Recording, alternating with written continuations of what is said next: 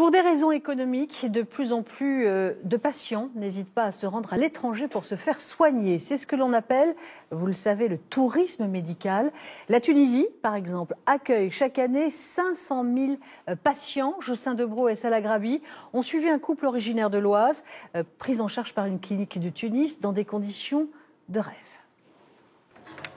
La Tunisie, son soleil, ses plages de sable fin, sa culture et ses paysages qui attirent chaque année de nombreux touristes français, comme Aurore Dureuil. On en prend plein les yeux en fait. Mais ce qui a décidé cette jeune Picarde à venir ici, ce sont les cliniques tunisiennes qui pratiquent la chirurgie esthétique à des prix défiant toute concurrence. 48 heures plus tôt, elle prépare sa valise direction Tunis. Après des mois de réflexion, elle a choisi de s'offrir une augmentation mammaire. Suite à l'arrivée de Sacha, on va dire que la poitrine change d'aspect. Et donc j'avais une envie de plus en plus importante, moi, de faire ça en fait. Après, pour plus sûr de moi, avoir une autre apparence. Si la jeune femme a choisi de traverser la Méditerranée pour se faire opérer malgré les réticences de son entourage, c'est parce que l'acte chirurgical y coûte 2 fois moins cher qu'en France. Mais une fois accueillie par des employés de la clinique sur le sol tunisien, la pression monte d'un cran. Alors, ne vous inquiétez pas, surtout quand c'est tout à fait logique d'être un peu stressé. Avant une intervention, c'est pas aussi facile, mais soyez sûr que vous êtes entre de bonnes mains. Là, ça se concrétise.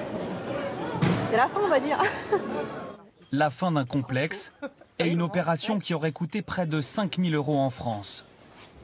En Tunisie, le tarif de 2 600 € comprend l'acte chirurgical, mais aussi une semaine tout frais payé pour elle et son mari. Et devant notre caméra, la clinique poursuit son opération séduction en offrant quelques cadeaux à notre couple de Français. Les petits cadeaux, là, c'est offert par la clinique ou pas? Oui, bien sûr, par Ahmed Espoir, par ce jour de détente. Mais pour Aurore et son mari, c'est surtout l'occasion de donner à cette opération un parfum de vacances. Avant de se rendre au pays du jasmin, Aurore Dureuil s'est renseignée sur Internet. Elle a lu plusieurs avis négatifs comme ces messages qui évoquent des ratés sur certains forums. Mais ce qui l'a finalement convaincu de franchir le pas, c'est le CV de plusieurs chirurgiens tunisiens formés dans l'Hexagone. J'ai pu constater, oui, donc, comme leur pédigré, on va dire ça, mais qu'ils avaient tous étudié en France et déjà débuté leur carrière en France. Donc du coup, ça aussi incite plus à ce choix et on a plus confiance aussi en ces médecins-là. C'est enfin le jour J pour Aurore. Ici, on pratique 4000 actes de chirurgie esthétique chaque mois.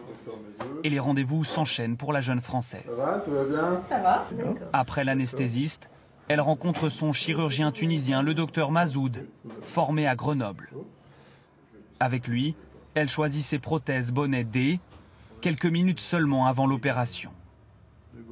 Le chirurgien a reçu son dossier il y a plusieurs semaines, mais il sait qu'un suivi à distance peut comporter des risques. L'état de la peau, c'est toujours un peu difficile de faire uniquement sur des photos. Et quelquefois, il arrive que, une fois le patient en consultation, s'aperçoive que la peau tout à fait n'est pas comme on l'imaginait. Alors du coup, ça amène à modifier l'indication opératoire.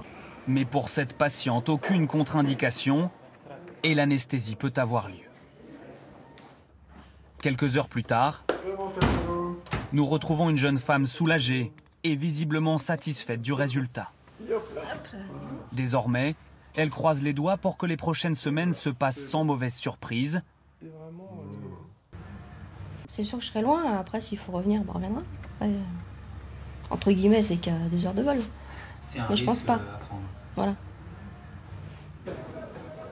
Le tourisme médical tente de poursuivre son développement ici en Tunisie, un pays qui accueille chaque année plus de 500 000 patients et qui tente d'attirer toujours plus de Français. La France qui se classe au 14e rang mondial d'actes de chirurgie esthétique pratiqués chaque année, loin, très loin de pays comme la Chine, les États-Unis ou encore le Brésil.